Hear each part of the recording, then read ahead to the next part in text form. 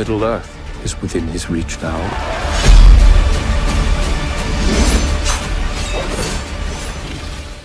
Hi guys, today we are going to video about The Lord of the Rings, The Rings of Power season finale recap.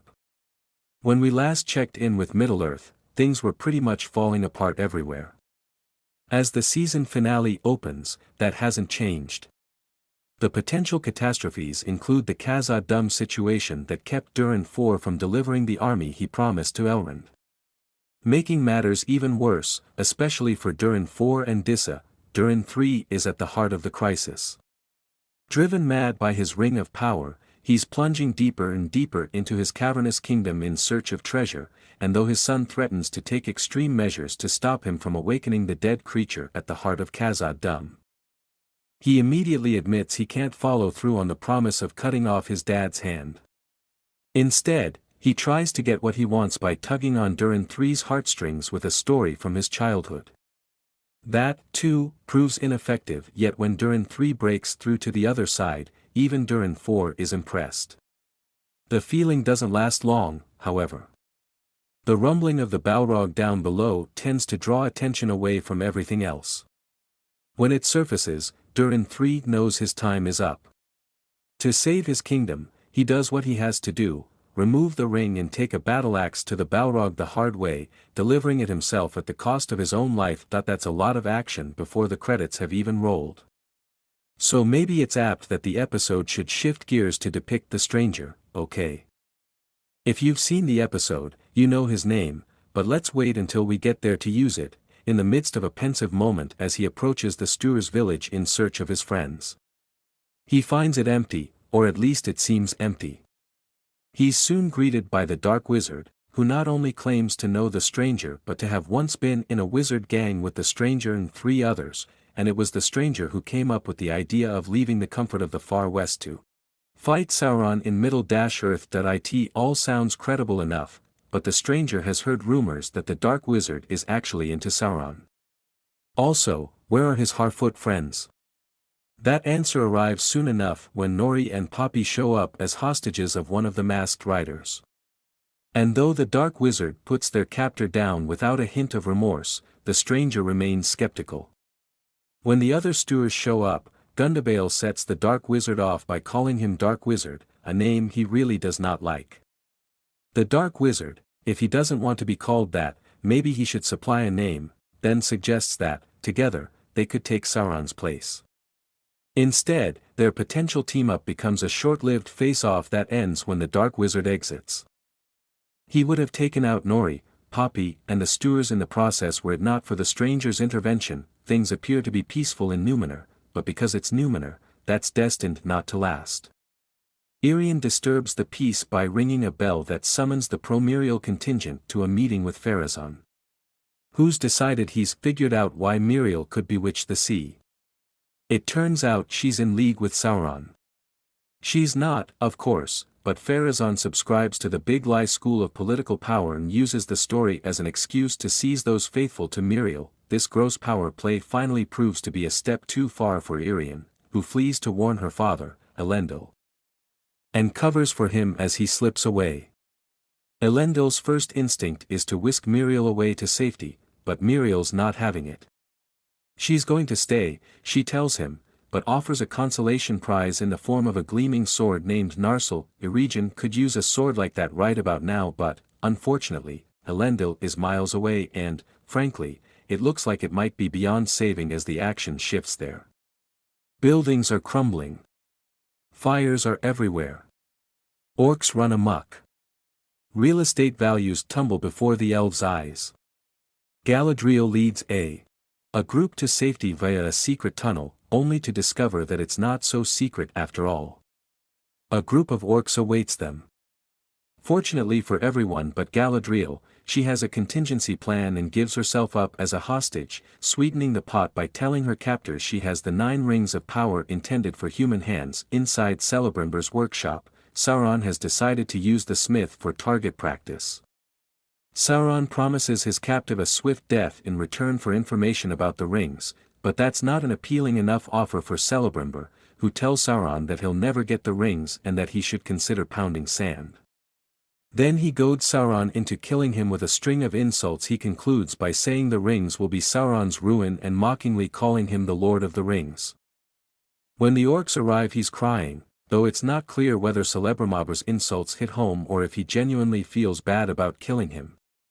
He quickly puts emotions aside, however, and sets about charming the orcs he wants to bring to his side. It's been a while since we checked in on Isildur and Theo, who have a reflective moment bonding over their shared trauma as Isildur prepares to depart for Númenor.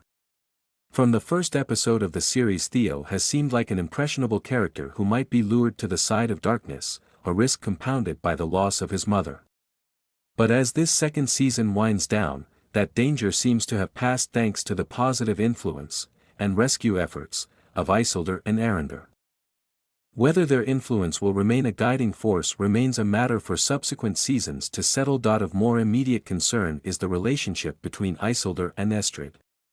He's on his way out, planning to leave the old Númenor colony of Pelargir for home in Númenor.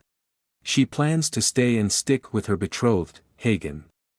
And yet there's a lot of clearly evident unresolved tension between the two as Estrid visits him. She speaks of feeling ill when Hagen expresses his love for her, which doesn't bode well for their future, and gives Isildur an opening to kiss her and ask her to join him in Númenor. What Isildur doesn't yet realize is that Númenor, the new Númenor, has instead come to him in the form of Keeman. Keeman begins walking around the dock like he owns the place, and technically he does. As Keeman makes plans to improve the place, Isildur shows up, and though they hug, the good spirits soon fade away. First, Isildur tells Keeman that Estrid will be going with them, which turns out to be news to Hagen, who's understandably displeased. In turn, Keeman informs him there's no room for low men on the ship and Keeman's dad is running the place, which means Isildur's status has diminished considerably. If Isildur didn't know his old acquaintance had become an a-hole, he knows now. Soon, the rest of Pelargir knows it too, as Keeman declares the town will become a fortress under his command and starts making demands they bring him timber if they want to eat. It's not as if all of Season 2's issues have been resolved yet, either. As the dust settles outside Eregion, Galadriel agrees to Adar's terms. She'll join him in the fight against Sauron. But that, it seems at first, was yesterday's offer. Thanks to nabbing a ring of power, Adar is looking better than ever. But rather than live as a handsome elf, he wants to stay true to the creature he's become. After returning the ring to Galadriel, he reverts to his more familiar form, and it looks like they have a deal. They'll defeat Sauron. Adar and the orcs will return to Mordor. And he'll overlook all the children of his that Galadriel has killed. It sounds like a good deal, both for Adar and Galadriel and Middle-earth on the whole. Orcs and elves will fight no more. This lasts only as long as it takes for a bunch of orcs to show up, trick Adar into thinking they haven't been lured into Sauron's service, then take him down like he was Julius Caesar and this was the Ides of March. This turn of events allows Sauron to claim the crown of Morgoth he last saw being placed on his head as Adar betrayed him in the season opening flashback and give Galadriel a look that makes clear how much trouble he intends to make for her. The orcs are his and their first job is to reduce Eregion to cinders. They're more than happy to do this and don't mind taking out the collected writings of the late Celebrimbor in the process. Despite Elrond's protests, all he can do is look on in horror while they burn. Speaking of bad, Eregion's in rough shape. But not, it turns out, as rough a shape as it could be thanks to the arrival, at last, of some fighting dwarves. But not Durin 3. Elrond is told he's in mourning. Galadriel's not going to give up easily. She engages Sauron in a sword fight, one in which he changes forms several times, first reverting to the Halbrand persona that won her over in the previous season, then taking the form of Galadriel herself, then assuming the appearance of Celebrimbor, then returning to the silky-haired Anatar look used for his time in Eregion. It's in this guise that he stabs her with Morgotha's crown and then tells her she should have been his queen. Galadriel survives. Of course, but not before losing control of the 9 rings of power. This could be really bad. But it would be even worse if Sauron also seized Galadriel's ring. To prevent this, she takes a dive off a cliff. She survives, but she's in bad shape when Elrond, Arendar, and the High King find her, thanks less to the fall than the evil delivered by Sauron's blows. Elrond senses she's not beyond saving, but she'll need some help from the rings if they want her to live. Back in the east, Nori considers the ruins of the Stour village as Poppy, again playing the Samwise Gamgee role, launches into a monologue waxing philosophical about the state of things. Specifically, Poppy focuses on loss, as a montage unfolds that doubles as a catalogue for the devastation wrought by recent events. In Khazad-dûm, Durin IV and Dissa lead the dwarves in mourning the loss of their king. Elrond gazes at the ruins of Eregion, Theo looks on as Pelargir falls under military command and Isildur sails back to Númenor, leading Hagen to clasp an unsure-looking Estrad's hand. Miriel stands before Pharazôn and listens to whatever lies he hurls at her, and Elendil gazes back at Númenor as he rides away.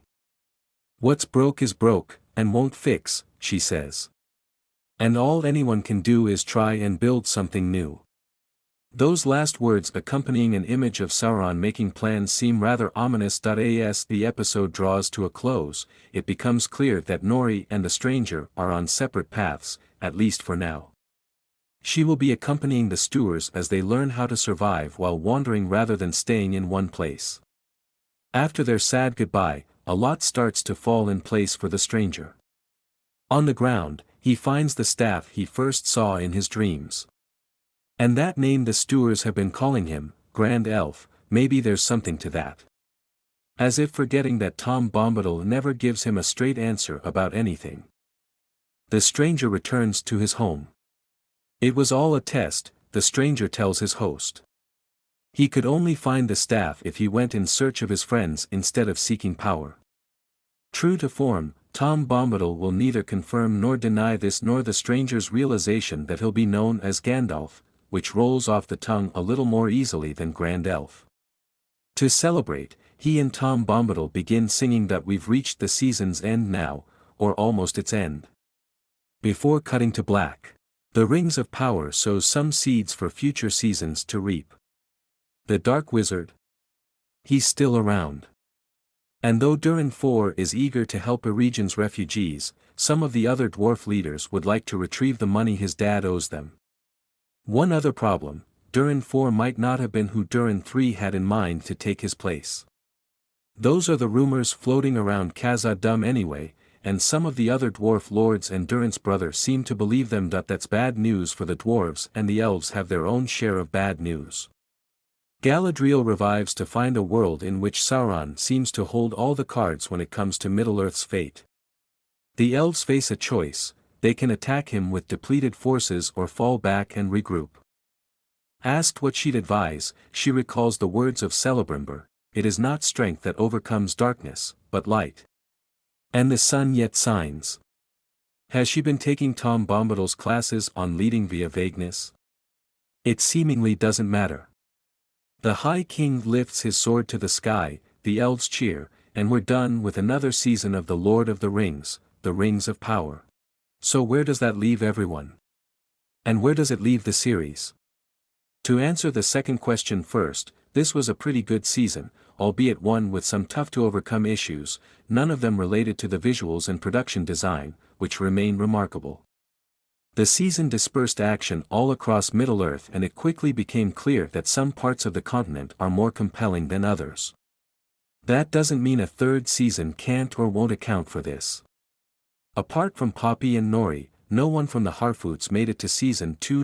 As for the other issue, the long shadow cast by both the Peter Jackson films and the more fully fleshed-out Middle-earth stories of Tolkien's original novel. Season 2 did not seem too worried about this, opting instead just to run with it. The Masked Riders played much the same role as the Black Riders. Nori and Poppy played pretty much the same roles as Frodo and Samwise. The Dark Wizard slots easily into the Saruman role. As for where Season 2 ends, plot-wise, I'm curious to know what's going to happen next on most fronts. Rings of Power faces the problem faced by all prequels. We know what's coming in the broad strokes but not the particulars. So it's not a question of whether Sauron will ultimately triumph but how and what will happen to the characters we've gotten to know leading up to that moment. Season 2 leaves most of them in transitional positions. Are Nori and Poppy honorary stewards now? Where does the stranger? Sorry. Where does Gandalf go next? Will Keeman become an even bigger a-hole? These are compelling questions, compelling enough to make a third feel like it will be worth the wait. That's the end. Unlock the secrets of storytelling through our video, our YouTube channel's guide to the art of cinema. Join us as we delve into the narratives, the characters, and the sheer enchantment that movies bring to our lives. From script to screen, we've got it all covered. Join us as we analyze, critique, and appreciate the magic of movies. Subscribe to our channel for more videos.